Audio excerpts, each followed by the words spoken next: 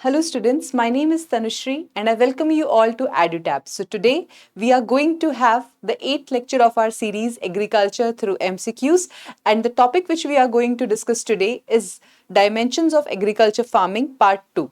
Alright, so let's start it. Okay, so if we look at the schedule, this is where we currently are. We are going to discuss today Dimensions of Agriculture Farming Part 2. Okay, so let's start with the questions. So the first question on your screen says that the dash refers to the addition of new crops or cropping systems to the agriculture production on a particular farm, considering the different returns from the value added crops with complementary marketing opportunities. All right. So the correct answer for this question is option number A, crop diversification. Right. See students, this particular statement, this talks about three things: addition of new crops or cropping systems, right? So you are adding something. It means that something was already existing and now you are doing some addition to it, right? On a particular farm, considering the different returns, right? So different returns means we are talking about economical returns of a farming enterprise, right? From the value added crops with the complementary marketing opportunities, right? So here there are three points which you have to particularly remember, or not even three, just 2 points, that there is addition of something and here we are considering the returns, right? Students, these 2 points, they essentially form the basis of what we call as crop diversification. See, whenever we are practicing any business, right? Or because agriculture here, when we are teaching agriculture and when we are studying agriculture as a subject, we take agriculture as an enterprise, as a business, right? So when we are practicing the agriculture, as it is with the any other business, there are certain associated risk. It can be an environmental risk, because irrigation can be a problem, rainfall can be a problem, or some other natural calamity can be a problem, or the risk, it could be associated with the market on the demand and supply of what we are producing, right? So a lot of risks are associated with the agriculture as an enterprise. Now, to make sure that we receive good return or we receive as much return as we can from our farm enterprise, we try to diversify our resources. So there are certain resources which we have on our field. It is land, it is labor, it is the soil, it is the nutrients, right? It is the irrigation facility, or it could be the capital of the farmer, right? So we have a lot of resources on the farm. Now, when we try to reallocate these resources to different activities, right, then that is known as crop diversification, right? So on a one farm, right, if we are growing one crop and suppose some pest infest that farm, right? So in that scenario, our entire crop will be finished, right? But suppose if we have diversified our farm resources, and along with that crop we are having say livestock rearing farm as well, we have a poultry farming enterprise as well, right? So even if our farm is invested with the pest, even then we can earn income from the livestock farming or from the poultry farming, right? So that is the basic idea behind crop diversification. All right. Now coming to the other options: commercial agriculture, precision agriculture, and sustainable agriculture, right? So these are the topics which I have already discussed with you in the previous class. If you have not watched that video, please go and watch it. Okay, so with this, let's move to the next question. Okay, the next question talks about permaculture. The permaculture integrates land, resources, people, and the environment through mutually beneficial synergies, imitating the no waste closed loop system seen in diverse natural systems.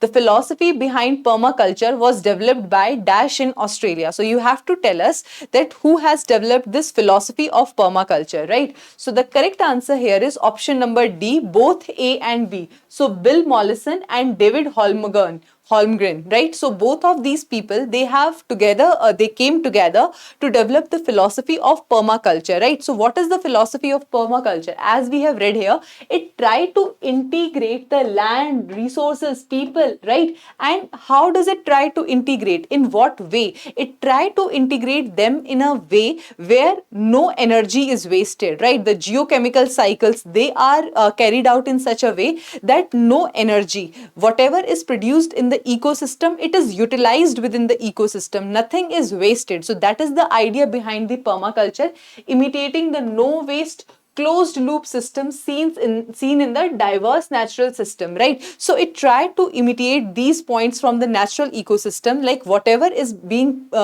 produced on the farm, nothing goes a waste, right? And we are not taking anything outside the loop. Closed loop system means that everything which is a part of system helps each other. The synergies, they are synchronized in a manner that we are not taking anything or we are not putting anything as a waste, right? So that is the idea behind permaculture, all right? And it is developed by Bill Mollison and David Holmgren, right? Now let's move to the next question.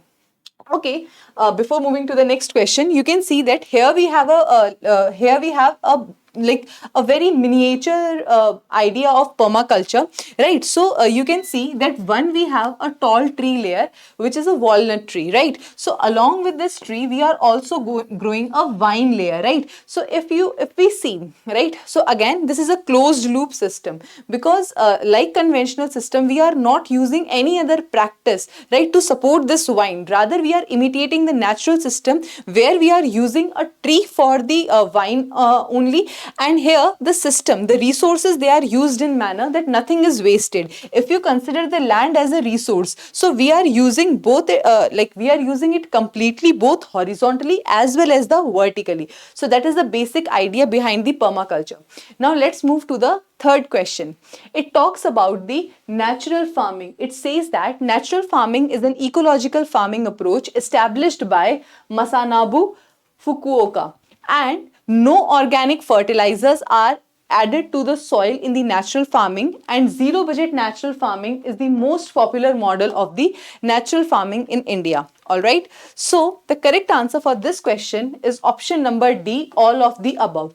All these three statements, they are correct as far as the natural farming is concerned, right? So natural farming is that manner where all the laws of nature are applied to the agriculture, right? We try to work in a way where the natural biodiversity, we grow the food crops along with the natural biodiversity without causing any harm to the natural biodiversity. When we grow the crops, that is known as the natural farming, right? So if we are not using, like we are not disturbing the natural ecosystem, it means that we are not using any kind of fertilizer. We are just using the resources which are there in the soil, which are naturally produced, right? So even if it is a chemical fertilizer or even if it is an organic fertilizer, we don't use any kind of fertilizer. Rather we simply use the natural resources, the natural ecosystem, the way it is presented to us, right? So that is the idea behind natural farming.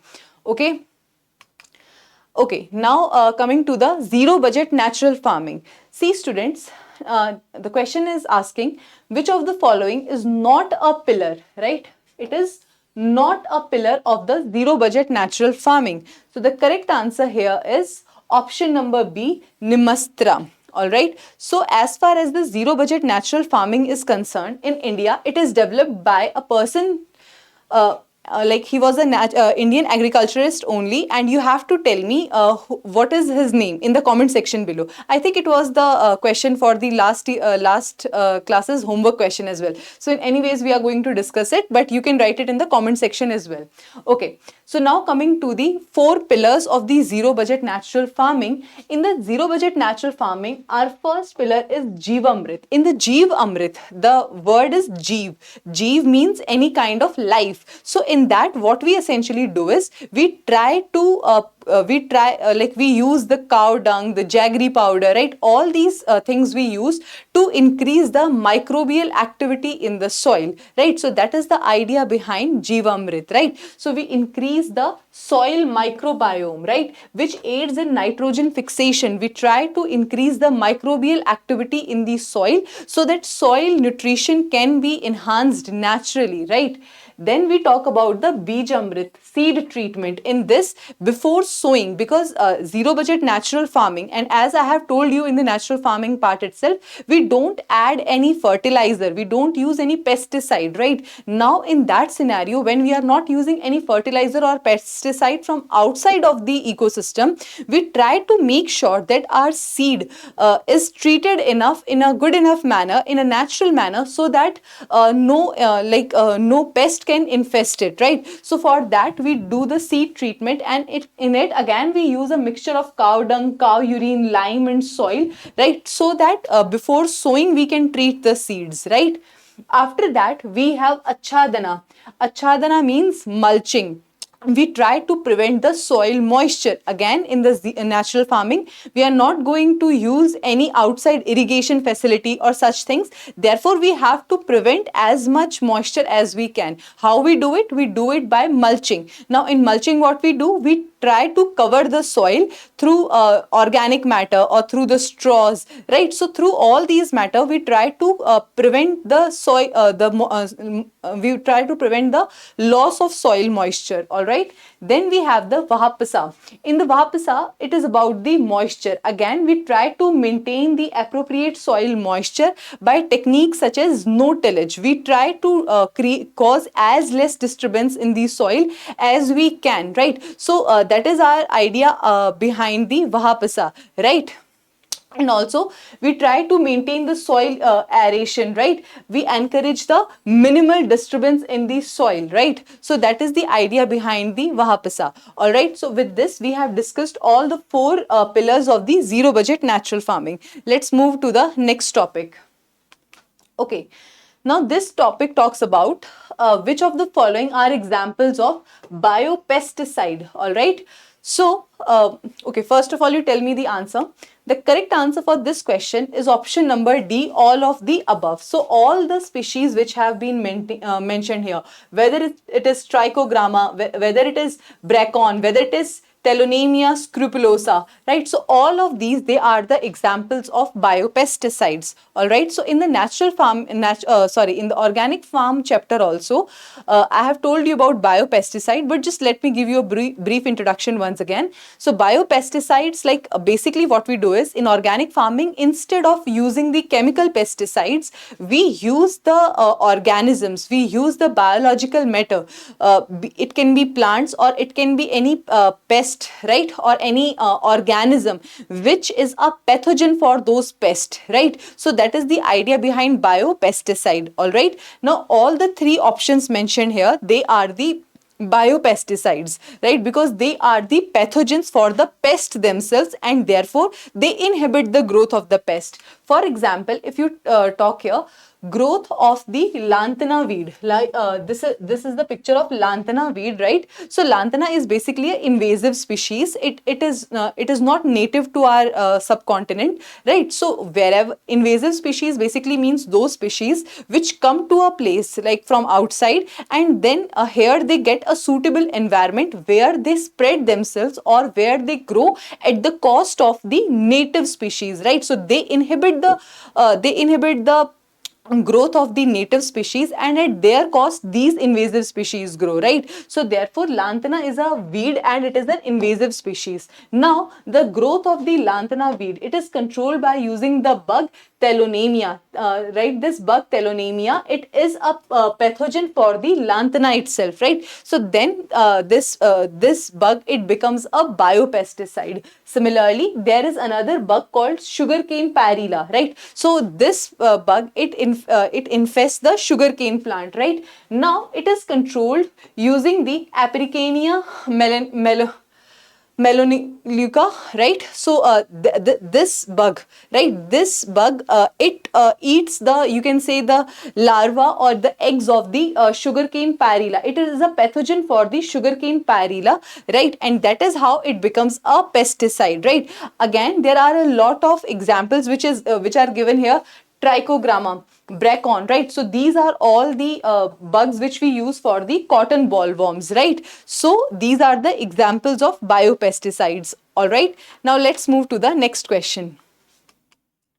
The next question says that the modern farming means farming using the modern techniques and technology. That means farming with the facilities of modern science and technologies. Using modern science and technologies in farming increases the farm production, right? Which of the following is or are an example of the modern farming? All right. So you have to tell us which of the following is an example of the modern farming. The correct answer here is option number D, all of the above. Hydroponic, tissue culture, aeroponic, all these three, they are the examples of modern farming itself. Now coming to the options, I have already discussed hydroponic and aeroponics with you in the previous lecture.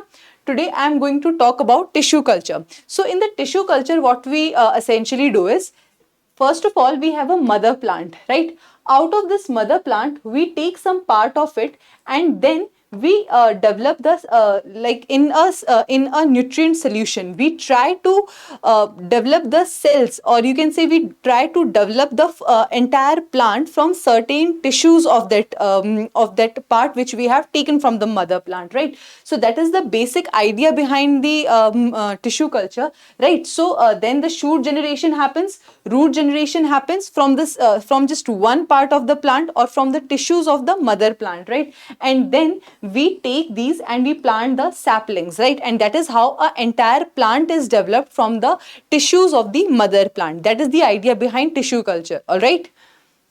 Okay, now let's move to the next question. It talks about, like, it is a kind of numerical which you have to solve.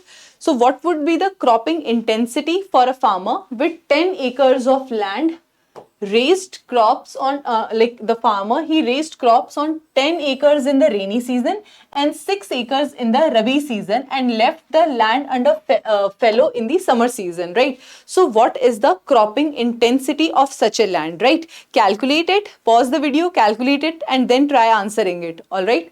So the answer for this question is option number D, 160%. Now, how we come to this answer? What is the what is the procedure of calculating the cropping intensity?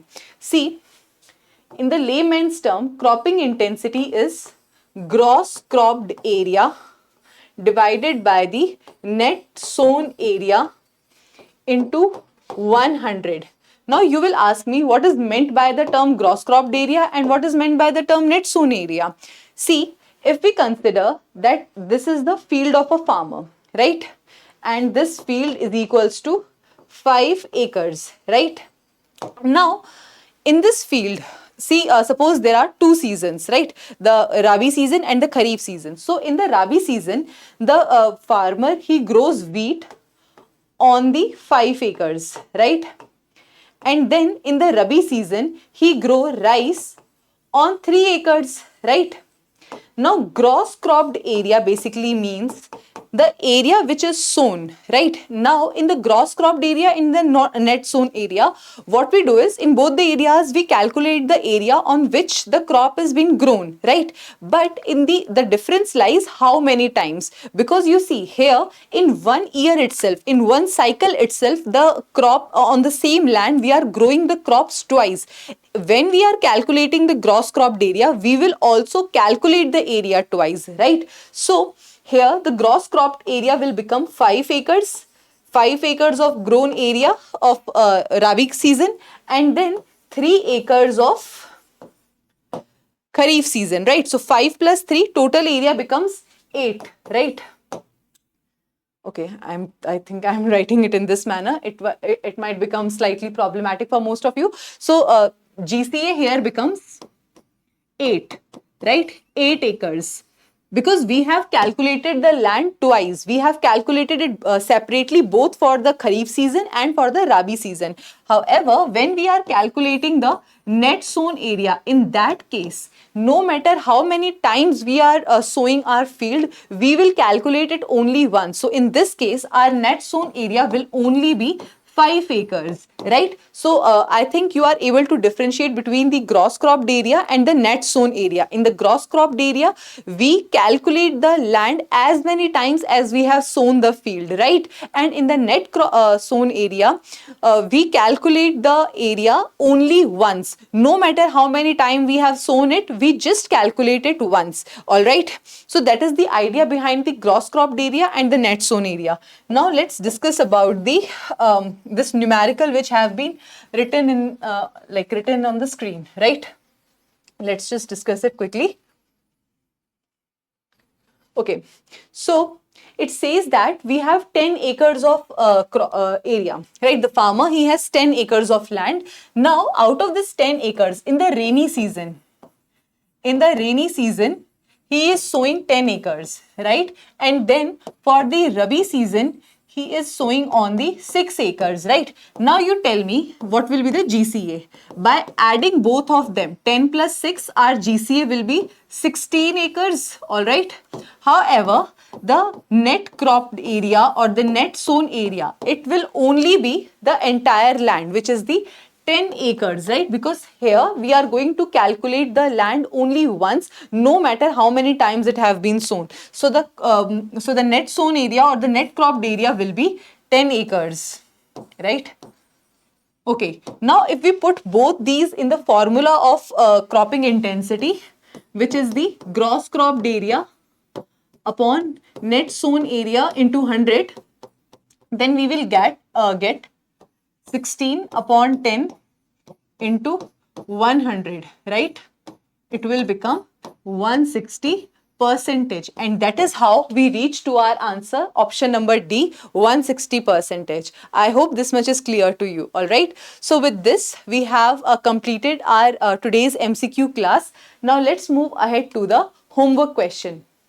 Okay, so the homework question is, which of the following is incorrect regarding the principle of bio-intensive farming system? Now, what is bio-intensive farming system? I have explained you this concept in the last class, and to check that whether you remember the concept well or not, today I have given you the homework question, all right? So try answering it. Now, before wrapping the lecture, let us discuss the answer for the previous class's homework question, right?